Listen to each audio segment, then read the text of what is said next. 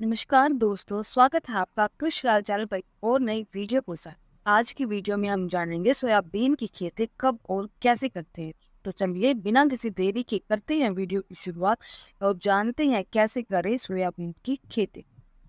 Soybean की खेती तिलहनी फसल के रूप में की जाती है क्योंकि इसके बीजों से अधिक मात्रा में तेल प्राप्त होता है। सोयाबीन में पोषक तत्वों की भरपूर मात्रा पाई जाती है। सबसे पहले हम जानेंगे सोयाबीन की खेती के लिए उपयुक्त मिट्टी, जलवायु और तापमान कैसे होने चाहिए।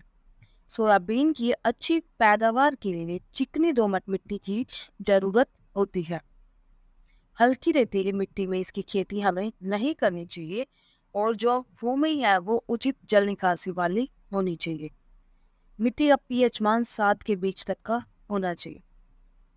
सोयाबीन के पौधे गर्म और नम जलवायु में अच्छी पैदावार देते हैं। इसकी खेती के लिए ज्यादा वर्षा की भी जरूरत नहीं होती है। इसके पौधे सामान्य तापमान पर अधिक उत्पादन देते हैं। वहीं इसके बीजों को अंकुरित होने के लिए 20 डिग्री तापमान की जरूरत होती है। अब हम जानेंगे सोयाबीन की खेती के लिए हमें खेत की तैयारी कैसे करनी चाहिए। सोयाबीन की खेती के लिए हमें खेत को सबसे पहले अच्छी तरह से तैयार कर लेना चाहिए। सबसे पहले मिट्टी पालने वाले हल से हमें उसकी गहरी जुताई करनी चाहिए, जिससे जो है पुरानी फसल के जो अवशेष होते हैं वो नष्ट हो जाते हैं। जुताई के बाद खेत को हमें ऐसे ही खाली छोड़ देना चाहिए। उसके बाद हमें 20 से 25 गाड़ी पुरानी गोबर की खाद को खेत के अंदर डालना चाहिए। फिर हमें 2 से 3 तिरछी जुताई करनी है ताकि जो गोबर की खाद है जो हमने डाली है वो अच्छी से मिल जाए। उसके बाद हमें पिलेवा कर देना चाहिए और जब मिट्टी अच्छी तरह से सूख जाए तो फिर से हमें एक बार और जुताई करनी है और जब मिट्टी भुरभुरी हो जाए तो हमें पाटा लगाकर खेत को समतल कर देना है। अब हम जानेंगे सोयाबीन के बीजों की रोपाई का समय क्या होना चाहिए, क्या तरीका होना चाहिए। सोयाबीन के बीजों की रोपाई बीज के रूप में की जाती है। इसके बीजों की रोपाई समतल खेत में मशीन के द्वारा की जाती है। इसके लिए खेत में 30 सेंटीमीटर की दूरी रखते हुए पंक्तियों को तैयार किया जाता है और बीजों को रोपाई 2 से 3 सेंटीमीटर की गहराई पर की जाती है। और बीजों की रोपाई करने से पहले हमें बीजों को अच्छी तरह से सिंचाई कर लेना चाहिए ताकि जब बीज का अंकुरण हो तो उसमें रोग लगने की संभावना न हो।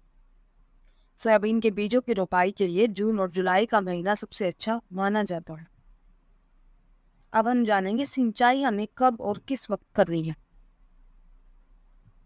बारिश के मौसम में हम सोयाबीन की खेती करते हैं, इसलिए इसको ज्यादा सिंचाई की जरूरत नहीं होती। बारिश समय पर ना हो तो हमें फसल में जब भी कमी लगे कि पानी की कमी है तो उसी वक्त हमें पानी दे देना चाहिए। तो बारिश का मौसम जाने के बाद हमें हर सप्ताह में लगभग एक बार पानी जरूर दे देना चाहिए।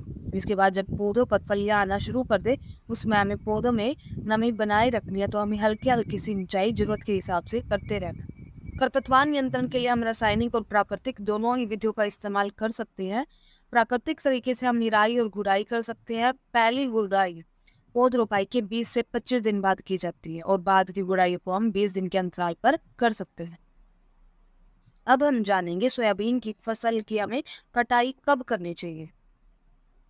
सोयाबीन की फसल बीज रोपाई के 90 से 100 दिन के बाद उत्पादन देने के लिए तैयार हो जाती है। इसके पौधों की पत्तियां पीली पड़कर गिरने लगे तो समझ जाइए कि आपका जो फसल है वो पककर तैयार हो गई। और साथ ही फलियों का रंग भी जब भूरा दिखाई देने लगे तो आपको उनको काट कर अलग कर लेना चाहिए। फलियों की कटाई के बाद उन्हें खेत में अच्छी तरह से सुखा लेना चाहिए और फिर उनको थ्रेशर की हेल्प से आप अलग कर सकते हैं। तो ये थी सोयाबीन की खेती के बारे में जानकारी। कैसी लगी कमेंट करके जरूर बताइएगा। ऐसी ही हर रोज अच्छी अच्छी और नई वीडियोस के लिए सब्सक्राइब कर लीजिए हमारे कृषि लाल चैनल को ताकि आपको आने वाली वीडियो की नोटिफिकेशन पहले से ही मिल जाए। धन्यवाद।